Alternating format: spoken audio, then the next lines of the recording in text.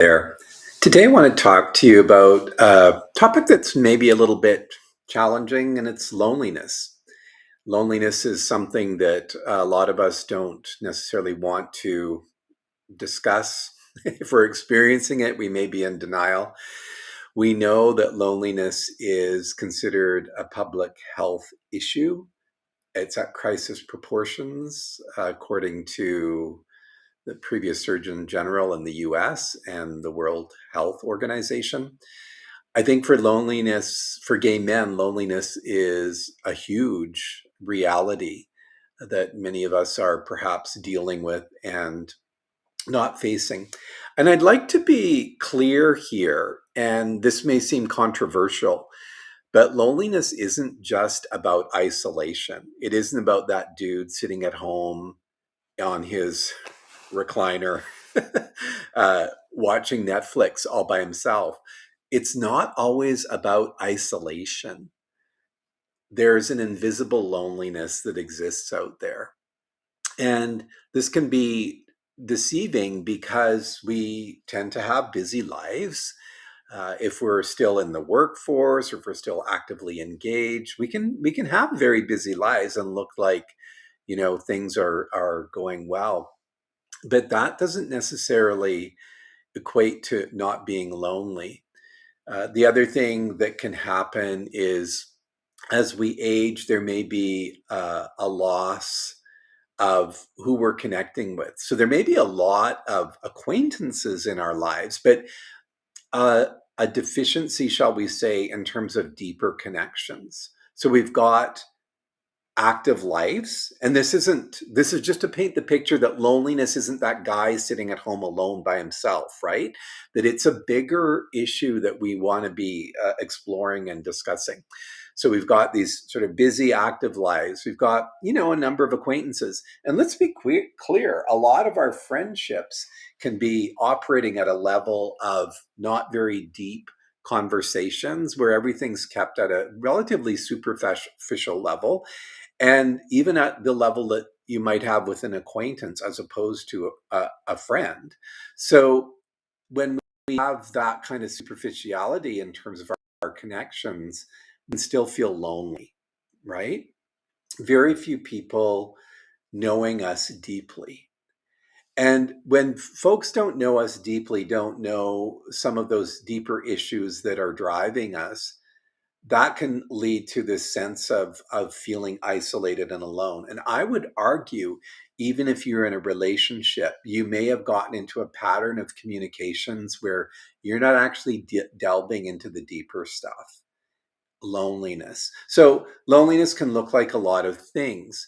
And we often think of it in terms of the emotional loneliness, like the feeling of being alone, and loneliness that we have.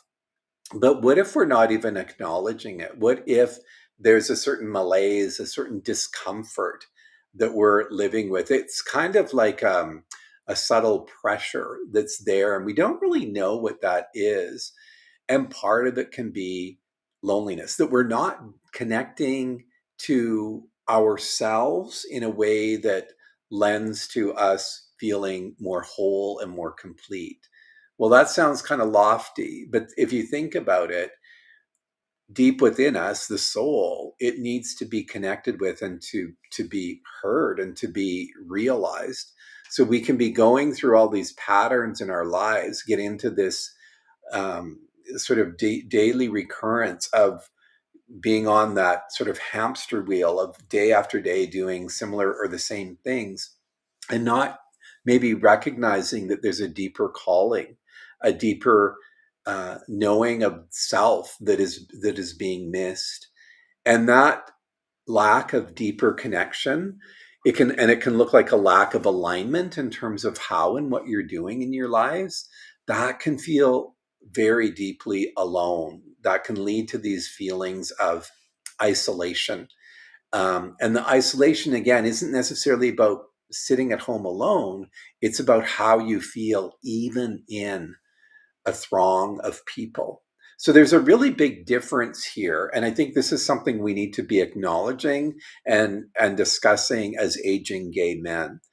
And where do you get the opportunities to do that? You know, bar culture is going to be more conducive to superficial conversations, right?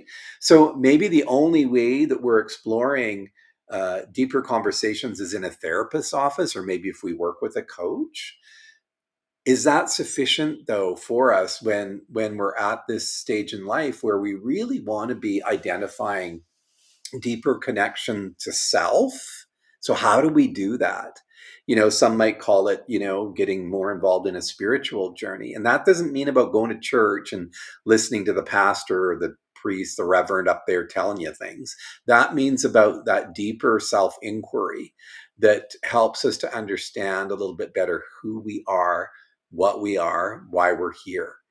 That can begin to allay the loneliness. And I know for me, having been a single person most of my life, I've had people say to me, "Isn't that a lonely existence?" And I'm like, "Absolutely not," because I have this rich internal landscape. Like I connect deeply within every day and have for about 30 years. And when you have that deeper kind of soul connection, if you will, loneliness doesn't affect you. Yeah, there are times when you're alone, there are times when you might want to be with others. But I can say from my experience, the worst loneliness I ever had was being in relationships where there was just a lack of communication and a lack of connection. That felt ridiculously horrible. And so, this idea of the only people that are alone or lonely are those individuals. Well, if you've got a deep inner landscape, you've got that deep spiritual connection going on, I guarantee you there isn't loneliness. Because when we spend time in deep self work, that's actually very much a solitary endeavor. And it's a very rich and beautiful endeavor. So it doesn't allow space for this idea of loneliness, because when we do that work, we actually, this is one of the teachings that I love, that I learned years ago. This alone, you break that out and it's all one. So when we were doing that deeper spiritual work, we are connecting to that all oneness. And we recognize that this external world that we operate in, this ego driven, personality driven, conditioned mind driven life that we operate in, that's so externally focused, that's where the loneliness can set in, right? Because we feel a disconnection from self. um, so I'd like to explore that with you, and if these conversations interest you, that's what we do at the Wisdom Trust. We're diving deeper, and this isn't about therapy.